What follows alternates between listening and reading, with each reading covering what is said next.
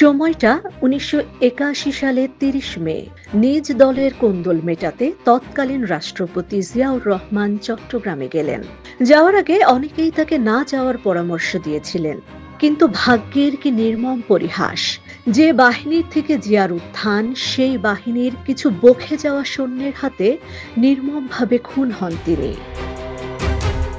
এদিকে দুই শিশু সন্তানকে নিয়ে ঢাকার সেনানিবাসে অবস্থান করা বেগম খালেদা জিয়া তখন গৃহবধূ। রাজনৈতিক দল হিসেবে বিএনপি তখন নেতৃত্ব শূন্যতায় দিশেহারা একটি দল। জিয়াউর রহমান পরবর্তী দলকে কে নেতৃত্ব দেবেন, এ নিয়ে তখন আলোচনা তুঙ্গে। এদিকে দলের নেতাদের মধ্যে শুরু হয় কোন্দল। ৭৮ বছর বয়সী দলের ভাইস প্রেসিডেন্ট বিচারপতি আব্দুস সাত্তার অস্থায়ী প্রেসিডেন্টের দায়িত্ব নেন। তখনকার রাজনীতিতে সাত্তারকে একজন বয়োজ্যেষ্ঠ ও দুর্বল চিত্তের ব্যক্তি হিসেবেই মনে করা হতো। সে সময় সামরিক ও শাসক চক্রের জন্য সবচেয়ে বড় ভয় ছিল খালেদা জিয়াকে নিয়ে, কারণ প্রেসিডেন্ট পদপ্রার্থী হওয়ার জন্য খালেদা জিয়াই সে সময় সবচেয়ে শক্তিশালী ব্যক্তি হতে পারতেন। তৎকালীন সেনাপ্রধান জেনারেল এইচ.এম. এরশাদ চেয়েছিলেন সাত্তার প্রেসিডেন্ট হোক। বিষয়টি নিয়ে তখনকার বিএনপিতে মতভেদ দেখা দেয়। জিয়াউর রহমান যখন রাষ্ট্র ক্ষমতায় ছিলেন, তখন খালেদা জিয়াকে প্রকাশ্যে খুব একটা দেখা যেত না। খালেদা জিয়া যখন রাজনীতিতে আসেন, সেটা অনেককে চমকে দিয়েছিল। জিয়াউর রহমান ক্ষমতাসীন হলেও লাজুক গৃহবধূ রূপে তার দুই ছেলে তারেক রহমান এবং আরাফাত রহমানকে নিয়ে সাংসারিক কাজে ব্যস্ত ছিলেন। জিয়াউর রহমানের আকস্মিক হত্যাকাণ্ড তার মনের মধ্যে এক ধরনের অনিশ্চয়তা তৈরি করেছিল। তিনি হয়তো ভাবতে শুরু করেছিলেন যে রাজনীতি হয়তো মানুষকে এ ধরনের করুণ পরিণতির দিকে ঠেলে নিয়ে যায়। রাজনীতির কঠিন পদযাত্রা সামলাতে পারবেন কিনা সেটি নিয়েও মনে তার প্রশ্ন ছিল। এছাড়া পারিবারিকভাবে তাঁর বাবা মেয়ের রাজনীতির ব্যাপারে খুব একটা আগ্রহী ছিলেন না।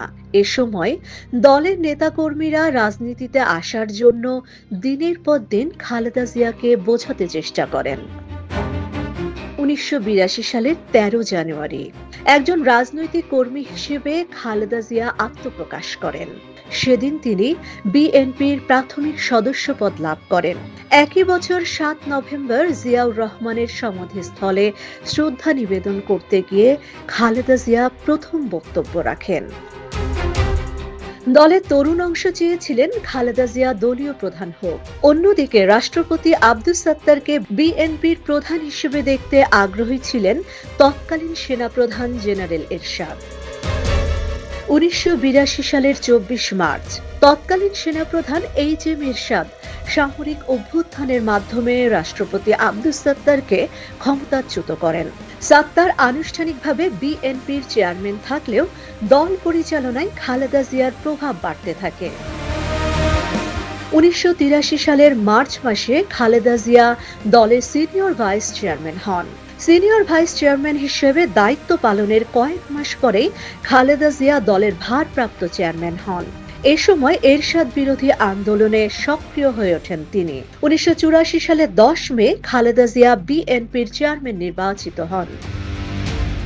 ১৯৮০ দশকে জেনারেল এরশাদের সামরিক শাসনের বিরুদ্ধে আন্দোলনের মাধ্যমে দেশ জুড়ে খালেদা জিয়ার ব্যাপক পরিচিতি গড়ে ওঠে।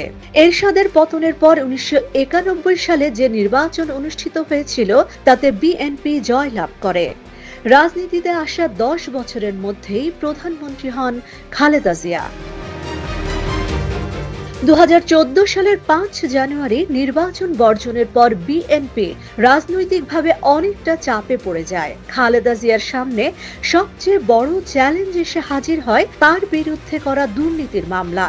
দুর্নীতির মামলায় দণ্ডিত হওয়ার কারণে ২০১৮ সালের ৩০ ডিসেম্বরের নির্বাচনে খালেদা জিয়া অংশ নিতে পারেননি।